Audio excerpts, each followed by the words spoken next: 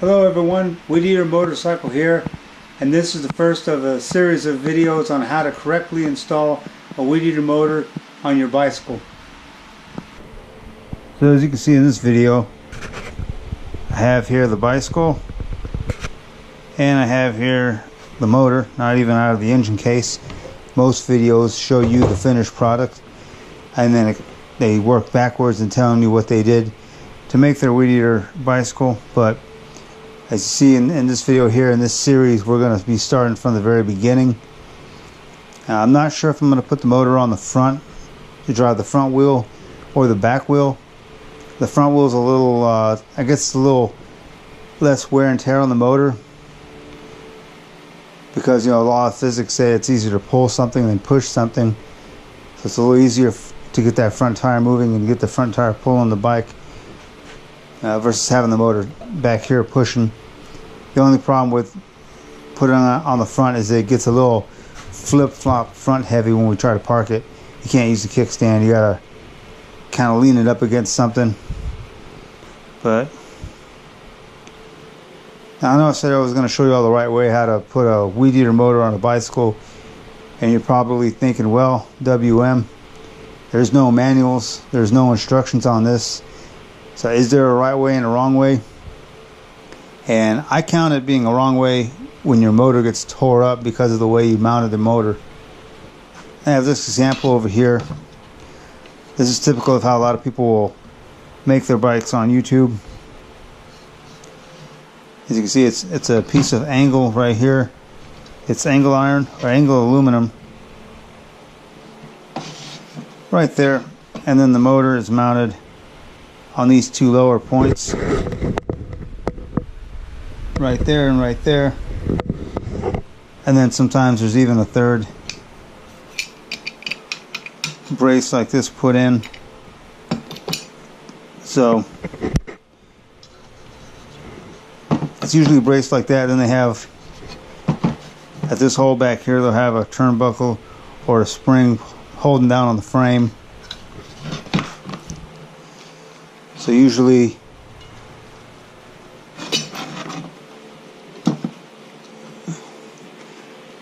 the hole will go in through where this threaded bar is, and the motor will be sitting up like that. And then I don't know if you can see where the peg is. It'll be hitting on the wheel, and then it has the turnbuckle or the spring pulling the motor down onto the tire like that.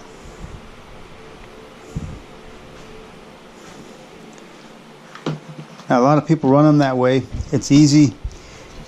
It's very quick to run them in that fashion, or to set them up in that fashion.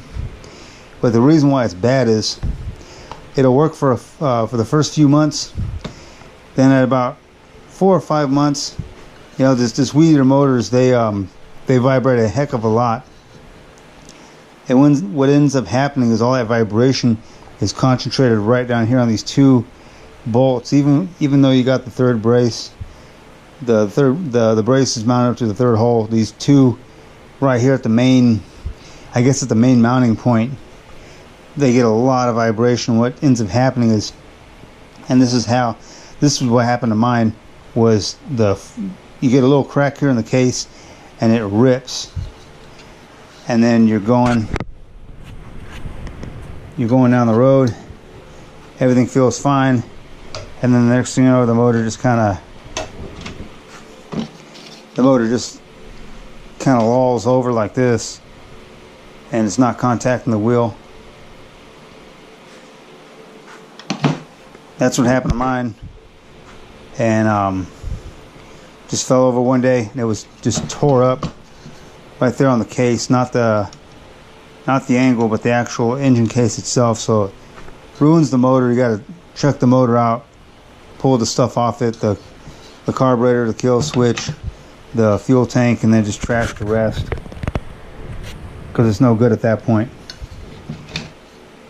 So instead, what we're going to do is we're going to mount the motor to a flat base. So here we have a Ryobi, and there's a bolt already sticking up right here, and there's this hole, 1, 2, 3, 4, and a lot of Weedeaters have this four hole mount system for this bell crank. But we're going to take off the bell crank and actually use those 4 holes to mount the motor on a flat plate. And the flat plate's going to be hinged by a U-shaped piece of aluminum stock running right down there on the side, just to the right of the motor. Well, left or right of the motor, depends on if you're running a front wheel drive or a rear wheel drive.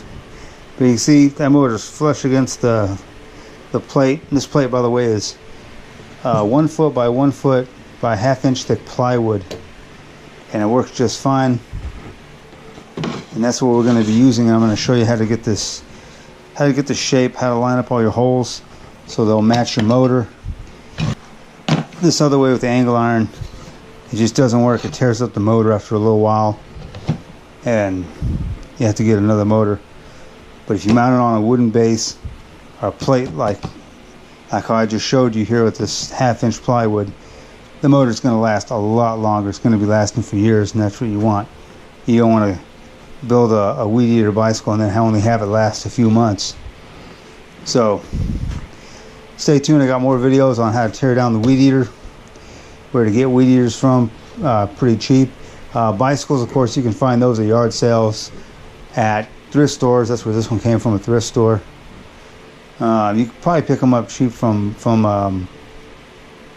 pawn shops as well. Sometimes they want a bit much for them, and you can find them for cheaper.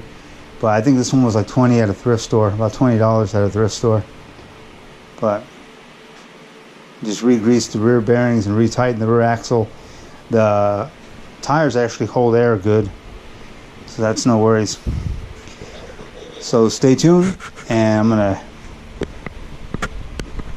we'll see how to get this thing hooked up, and I'll show you step by step what I did to make my Weedeater bicycle. So in the meantime, subscribe and stay tuned for more videos as we progress on this project. Be safe. Happy motoring. Bye bye.